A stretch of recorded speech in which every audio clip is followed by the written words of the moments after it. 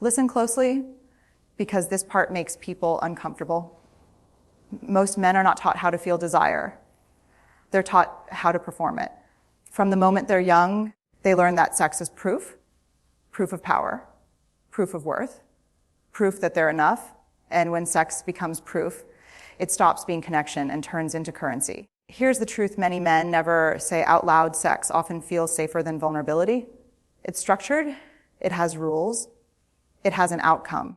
Desire becomes something they can do instead of something they have to feel. And when a man doesn't know how to sit with fear, uncertainty, or tenderness, sex becomes the place he hides those emotions without even realizing he's hiding. For many men, sex is not just about pleasure. It's about reassurance. It's about quieting the voice that says, you're not enough. It's about feeling chosen without having to explain who they really are. And that's why rejection doesn't just sting, it shakes identity. Because when sex equals worth, no feels like erasure. But here's the part that matters most. Underneath that armor, there's longing. Longing to be desired without performing. Longing to be accepted without winning. Longing to be seen beyond the body and the act. Most men don't lack depth. They lack permission. Permission to say, I want closeness, not conquest. Permission to admit that desire and shame often live in the same room. Most men grow up learning one dangerous lesson: early emotion is risky, but desire is allowed. So they funnel everything: fear, stress, loneliness, pride into sex. Not because sex fixes it, but because it's the only place they were told they could safely feel something intense without being judged. Here's the hard truth: many men confuse arousal with intimacy. Not because they're shallow, but because no one showed them another map. Touch becomes the closest thing to comfort. Release becomes the closest thing to relief. And in that moment, sex feels like grounding, like silence after noise, like being back in the body when the mind feels like a battlefield. But this is where the misunderstanding happens. While one person may experience sex as connection, many men experience it as regulation, a way to steady themselves, to feel powerful instead of powerless, wanted instead of invisible. That's why desire can show up strongest when life feels most out of control. Sex becomes a way to reclaim agency. And yet, this creates a quiet fracture, because if sex is the only doorway to closeness, then emotional intimacy feels foreign. Conversations feel exposed. Vulnerability feels like standing naked without armor. So some men lean harder into sex, hoping it will deliver what only emotional safety can provide. They don't always know they're doing this. They just know that for a brief moment, inside desire, the pressure lifts, the self-doubt fades, the loneliness pauses, and then afterward, the silence comes back, sometimes heavier than before. This doesn't make men manipulative. It makes them human inside a system that taught them strength, but not softness. Wanting, but not knowing how to ask for what they actually need. There's a part no one talks about, the quiet fear sitting underneath desire. Many men don't just want sex. They want confirmation that they matter, that they're desirable, that they're not replaceable. And sex becomes the quickest way to answer those questions without having to ask them out loud. For many men, attraction isn't just visual, it's existential. Being wanted feels like being real. It says, you're seen, you're chosen, and when that affirmation is missing, it can feel like disappearing. That's why some men chase desire even when it costs them connection, because being desired feels better than feeling unseen. But here's the paradox. The more sex becomes a measure of self-worth, the more fragile desire becomes. Performance anxiety creeps in. Comparison takes over. The body becomes a test instead of a bridge. And suddenly, sex isn't freeing, it's pressure. Pressure to impress, pressure to deliver, pressure to never fail. This is where shame enters the room. Shame about wanting too much, shame about not wanting enough, shame about being inexperienced or too experienced, shame about fantasies they don't understand or feel safe sharing. Many men carry this silently because they were taught that talking about insecurity makes them weak. So instead, they armor up, they joke, they detach. They turn intimacy into a transaction, attention for touch, validation for performance. Not because they don't care, but because caring feels dangerous when you don't know how to survive rejection. And yet, beneath all of it, there's a deep hunger, not just for bodies, but for belonging, for a space where desire doesn't have to be proven, where intimacy isn't earned, where being enough isn't conditional. Here's where it gets even more complicated. Many men are taught that sex is something they're supposed to want all the time. So when their desire fluctuates, when stress, exhaustion, grief, or emotional disconnect enters, their silence turns into self-doubt. They don't ask, what's happening inside me? They ask, what's wrong with me? Desire becomes a performance standard instead of a living response. And when a man can't access it, shame steps in fast. He may withdraw. He may avoid closeness. He may push for sex when he's not emotionally present, or avoid it entirely because it reminds him of failure.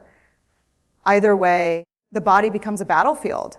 This is why some men appear emotionally distant during sex. It's not lack of feeling.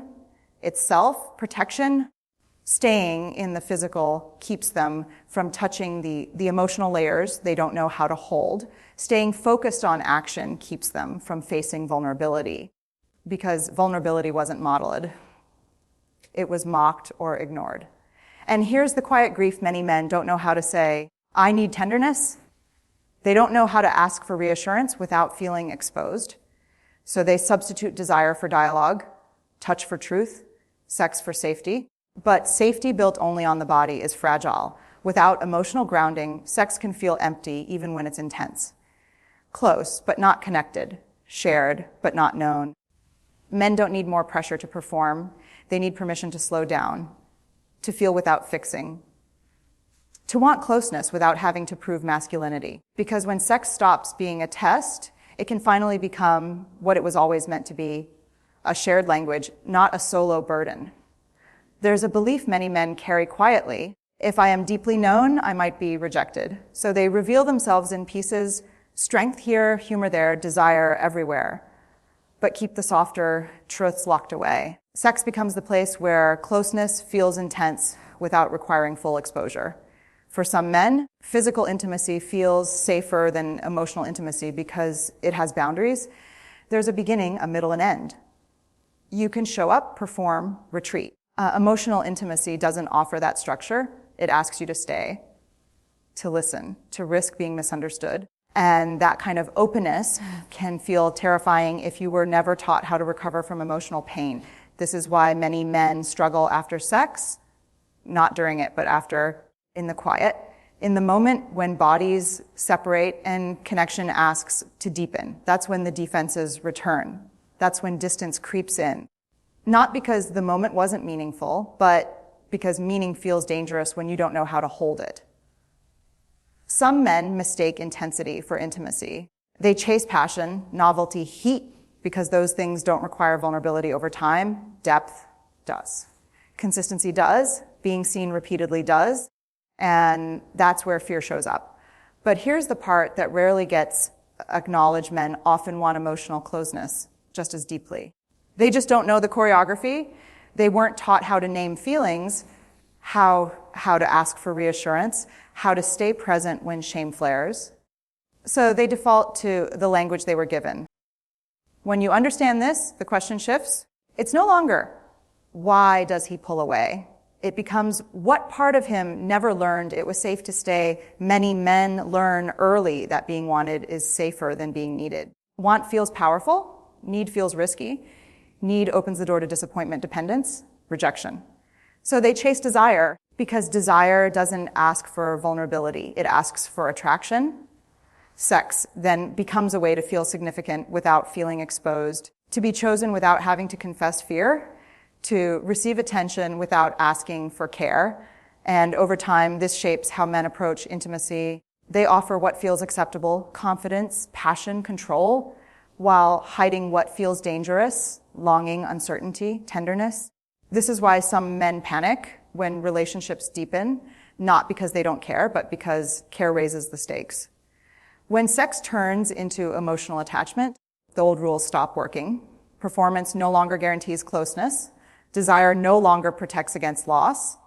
And suddenly, the armor feels thin. For men who were praised for strength, but not for honesty, emotional intimacy can feel like walking into the dark without a map. They may retreat into work, distraction, or physical desire, not to hurt, but to regulate fear, to feel grounded again.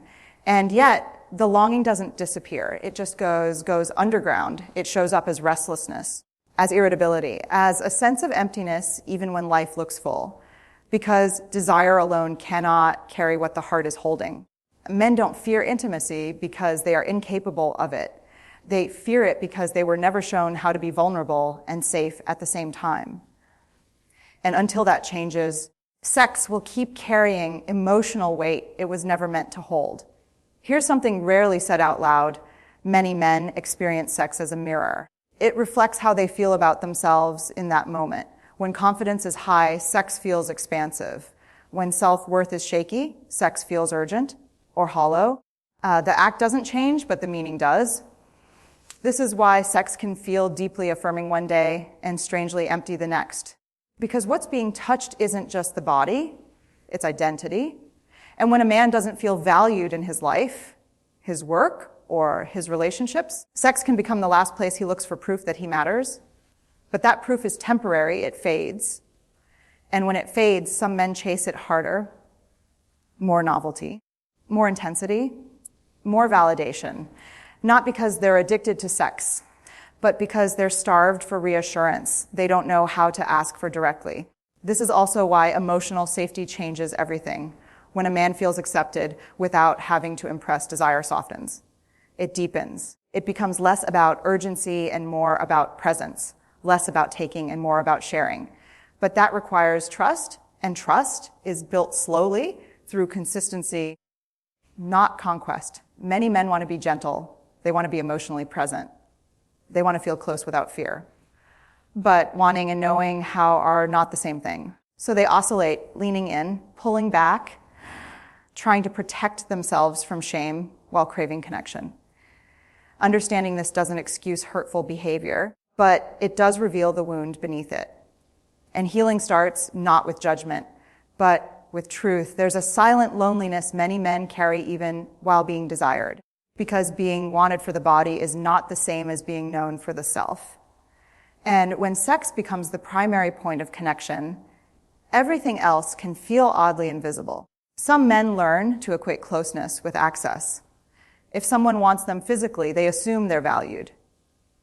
But when that attention fades, they don't just miss the sex. They miss the sense of being anchored, of having a place. And that absence can feel like free fall. This is where emotional avoidance often shows up. Opening up feels risky because it introduces the possibility of loss. If someone truly knows you, they can leave you. So it feels safer to stay partially hidden, to keep intimacy contained within the physical, to maintain control by limiting exposure. But control comes at a cost, because without emotional openness, connection can't deepen. Sex can be frequent and still feel lonely, intense and still feel distant, shared but not safe. What many men don't realize is that emotional intimacy doesn't weaken desire. It stabilizes it.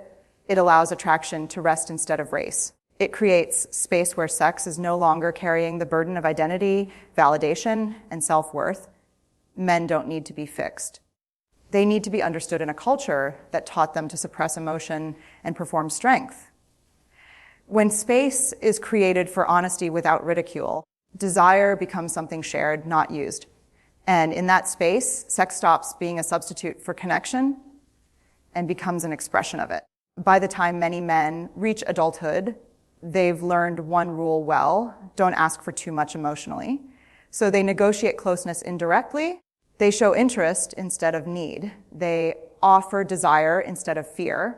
They hope someone will read between the lines and stay anyway. This is why sex can sometimes feel like a conversation where the real words are missing. The body speaks what the mouth was never trained to say. I want you. I'm afraid to lose you. Please don't leave. All compressed into touch, intensity, closeness. It's not manipulation, it's adaptation. But here's the fracture. When sex carries unspoken emotional requests, disappointment becomes inevitable because no amount of physical closeness can replace direct emotional safety. And when those needs go unmet, resentment quietly grows. Confusion grows. Distance grows. Some men then shut down, others act out, not because they don't care, but because they don't know how to repair emotional ruptures without losing dignity. Apologizing feels like shrinking. Expressing hurt feels like weakness. So silence becomes the shield, and yet this silence is costly. It keeps men disconnected from the very intimacy they crave. It reinforces the lie that desire is the only acceptable form of closeness. That wanting someone emotionally is a liability instead of a strength. The truth is, emotional courage is not the absence of fear. It's staying present inside it. And when men are given permission to be emotionally honest without shame, their relationship to sex transforms. It becomes less about proving and more about partnering, less about taking and more about trusting. Here's the ending most people never hear. Sex was never meant to carry the weight of a man's identity. It was never meant to be the place where worth is proven, pain is numbed, or loneliness is negotiated.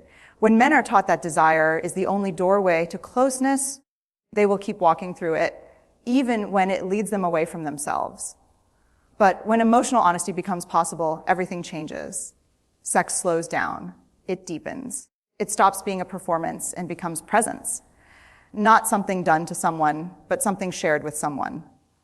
And in that space, desire no longer needs to shout. It can breathe. Men don't need to be less sexual. They need to be more whole. They need language for their fear, safety for their softness, respect for their emotional truth.